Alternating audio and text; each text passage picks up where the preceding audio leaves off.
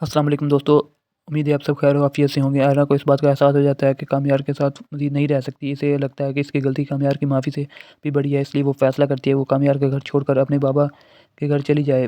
پھر وہ اپنے سامان باندھ کر اپنے ابو کے گھر جا رہی ہوتی ہے۔ آئرہ کے جانے کے بعد کامیار گھر واپس آتا ہے اور کمرے میں دیکھتا ہے کہ آئرہ وہاں نہیں ہوتی۔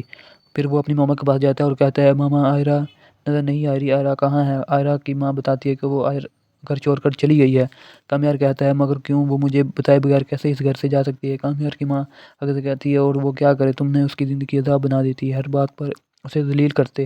پھر وہ کامیار سے کہتی ہے کامیار مجھے ایک بات بتاؤ کہ آئرہ کی غلطی وہ تھی جو فاریہ نے تم دونوں کے ساتھ کی، اس سے بڑھ کر؟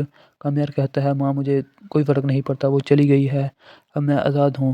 دوسری طرف رات کے وقت عرفان صاحب جاگ رہے ہوتے ہیں، اصل وہ آریہ کو یاد کر رہے ہوتے ہیں۔ اچانک بنش کی آنکھ کھل جاتی ہے اور وہ عرفان صاحب سے کہتی ہے عرفان صاحب آپ سوئے کیوں نہیں؟ عرفان صاحب کی آنکھوں میں آنسو ہوتے ہیں اور وہ بنش سے کہتے ہیں کیا میں اتنا برا ہوں کہ میری بیٹی مجھ سے ملنے تک نہیں آئی؟ اسے پتا تھا کہ میں ناراض ہوں لیکن اس نے اسے ضرور نہیں سمجھا۔ بنش کہتی ہے آپ یہ کیسی باتیں کر رہے ہیں، ہماری آئرہ ایسی بالکل نہیں ہے، وہ بھی آپ کو بہت یاد کرتی ہے۔ اچانک عرفان صاحب کے گھر کی بیل بجتی ہے اور یہ بیل بجانے والا کوئی اور نہیں بلکہ آئرہ ہوتی ہے۔ عرفان صاحب دیکھنے کے لیے باہر آتے ہیں، جب وہ دروازہ کھولتے ہیں تو وہ سامنے دیکھتے ہیں کہ اس کی بیٹی آئرہ ہے۔ آئرہ شرمندہ سا چہرہ لے کر آہیں بھرتی ہے اور رو رہی ہوتی ہے۔ عرفان صاحب آئرہ کی ایسی حالت دیکھ کر پگھل جاتی ہیں اور وہ آئرہ سے کہتے ہیں آئرہ اندر آؤ، کیا ہوا؟ آئرہ لگاتار رو رہی ہوتی ہے اور کسی سے کچھ نہیں بتاتی۔ اس کے بعد بنش اسے اپنے کمرے میں لے جاتی ہے۔ پھر بنش فلک کو کال کرتی ہے اور بتاتی ہے آئرہ کامیار کا گھر چھوڑ کر واپس آ گئی ہے، تم جلدی سے گھر آ جاؤ، آئرہ کو اس وقت تمہاری سخت ضرورت ہے۔ فلک کہتی ہے ٹھیک ہے ماما، میں فوراً آ رہی ہوں۔ فلک اشتیاق سے کہتی ہے اشتیاق مجھے ایمرجنسی ہے، پاپا کے گھر جانا ہے، آئرہ گھر چھوڑ کر آ گئی ہے۔ اشتیاق کہتا ہے چلو فلک میں تمہیں چھوڑ آتا ہوں۔ وہی کامیار گھر میں اکیلا ہوتا ہے اور وہ آئرہ کو یاد کر رہا ہوتا ہے۔ پھر کامیار آئرہ کو کال لگاتا ہے لیکن آئرہ اس کی کال منقطع کر دیتی ہے۔ کامیار دوبارہ آئرہ کو کال کرتا ہے لیکن اس بار آئرہ کامیار کو بلاک کر دیتی ہے اور کامیار کو پتہ چل جاتا ہے کہ آئرہ اس سے ناراض ہو گئی ہے اور وہ کبھی بھی اس کے پاس نہیں آئے گی۔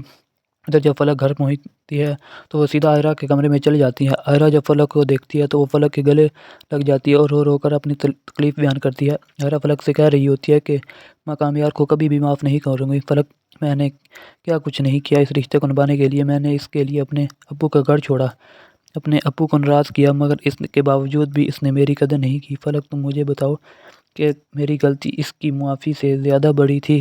فلک آئرہ کو تسلی دیتی اور کہتی ہے نہیں آئرہ، تم نے جو کیا بالکل ٹھیک کیا اور اگر میں تمہاری جگہ میں ہوتی تو میں بالکل ایسا ہی کرتی۔ آئرہ کو کامیار کے گھر چھوڑے ہوئے کافی دن ہو چکے ہوتے ہیں۔ کامیار آئرہ کو بہت یاد کرتا ہے، وہ صبح گھر سے نکل جاتا ہے اور رات کو گھر واپس آتا ہے، وہ کسی سے بات تک نہیں کرتا۔ دادی کامیار کی یہ سب باتیں نوٹ کر رہی ہوتی ہے۔ پھر وہ کامیار سے ملنے اس کے کمرے میں چلی جاتی ہے۔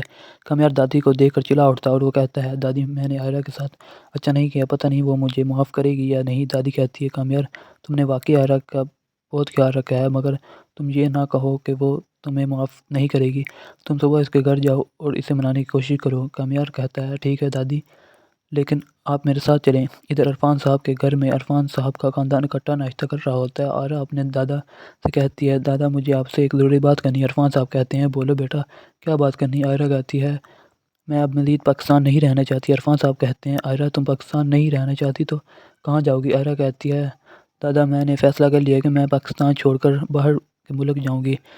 عرفان صاحب کہتے ہیں دیکھو آئرہ یہ تمہاری اپنی زندگی ہے، جو تمہیں صحیح لگے تم وہ کرو، میں تمہارے ساتھ ہوں۔